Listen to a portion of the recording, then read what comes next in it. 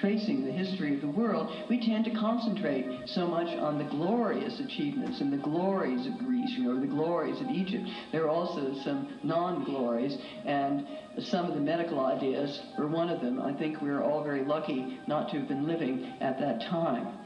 But I would say there's nothing implausible about it at all.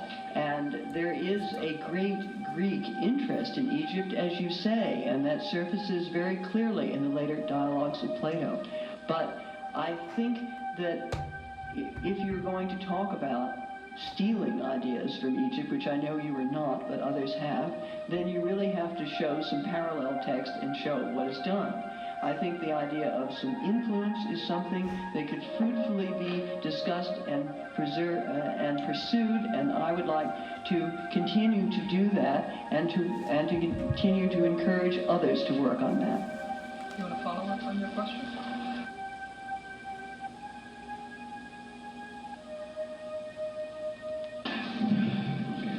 You get to ask Professor Clarke a question.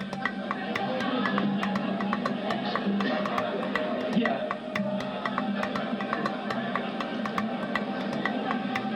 I hardly know where to begin.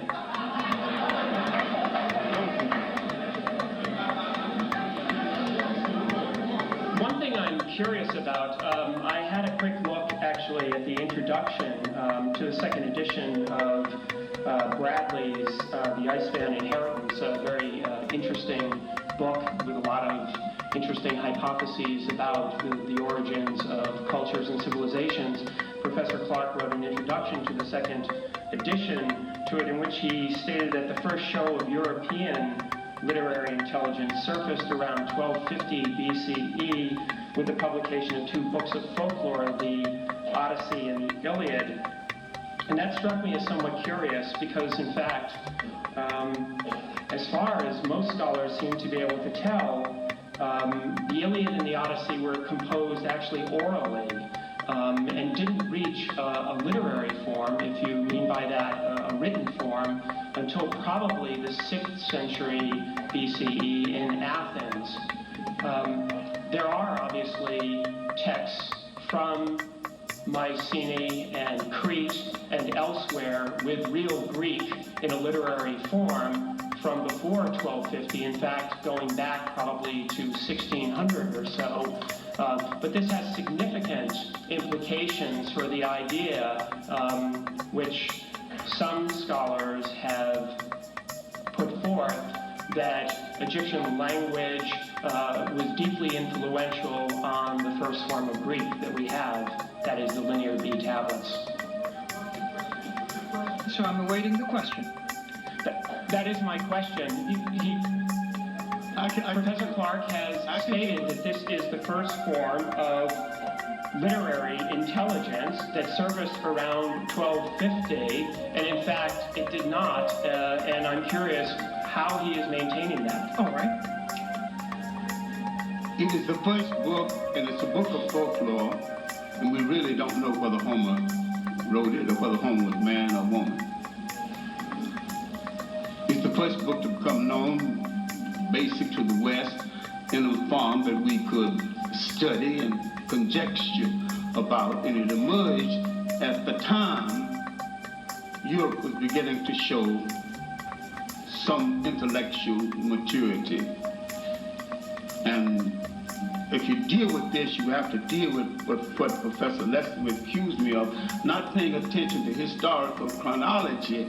And if she read any of my texts, any of my numerous guides and curriculums and lecture notes, you know that I'm a specialist on chronology. I know that one comes first and two comes second.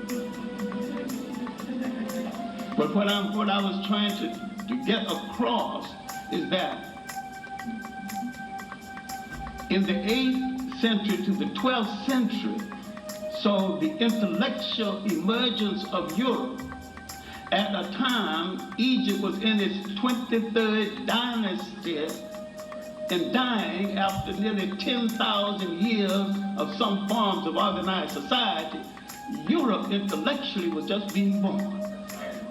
And I further maintain that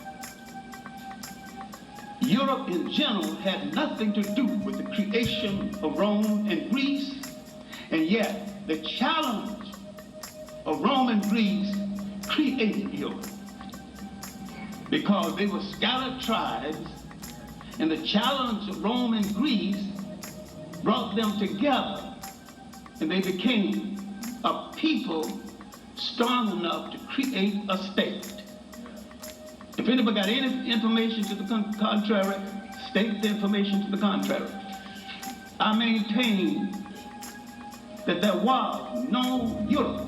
You're giving Europe credit for things that happened before the first European wore a shoe or lived in a house that had a window.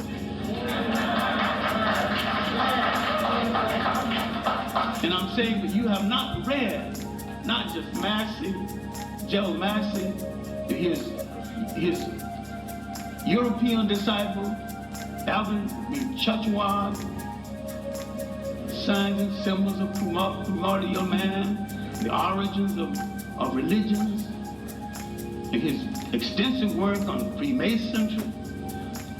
You've not read the American disciple of Massey, Alvin Boyd Kuhn, who is this King of Glory, one of the best written books on the Christ story, where he proves that the basis of European spirituality was taken directly from Africa.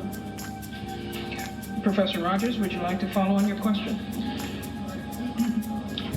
No one is actually maintaining that literary Greek culture pre-existed any number of Near Eastern cultures.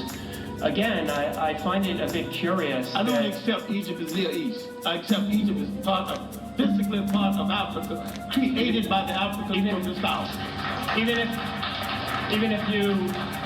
Even if I concede or admit or agree with you that Egypt is part of Africa, what I'm about to say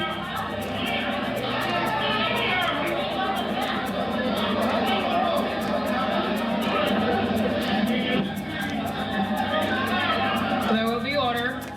Thank you. There will be order. Thank you very much. Do I detect some disagreement?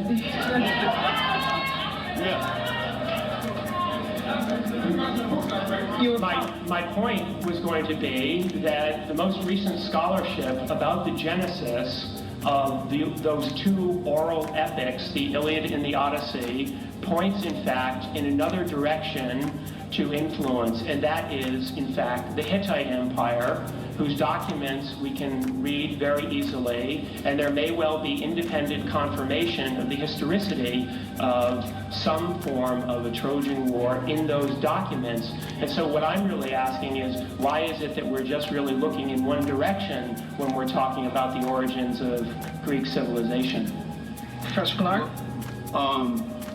When Alexander entered Egypt, he wrote home to his mother and said that he at last reached the land where the Greek gods began, Apollo and Zeus.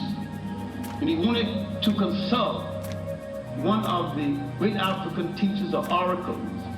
And the oracle asked, "How old is this man?" He said, 32. They said, "In 20 years, maybe he'll be wise enough to ask me a question that I care to answer."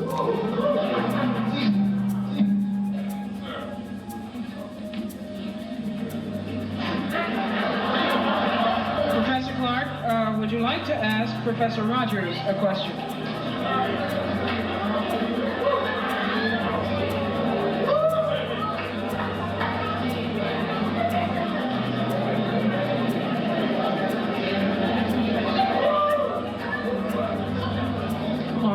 We are waiting. Professor Clarke? Yes. It is your turn to ask Professor Rogers a question.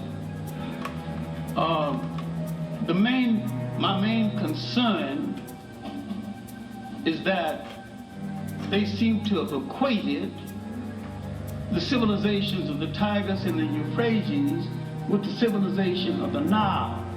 What proof do you have that the civilization of the Tigris and the Euphrates predated the civilization of the Nile. I don't think that I said that, and I don't think that anyone maintains that.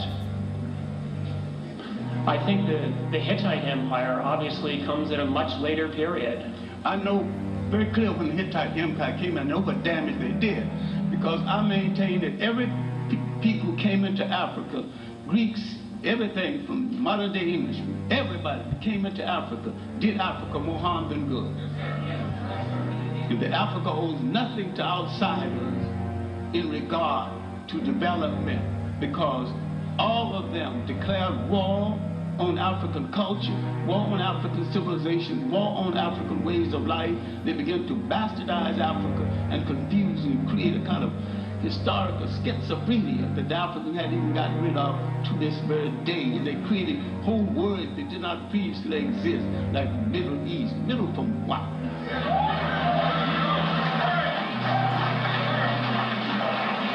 In round 2, we will continue.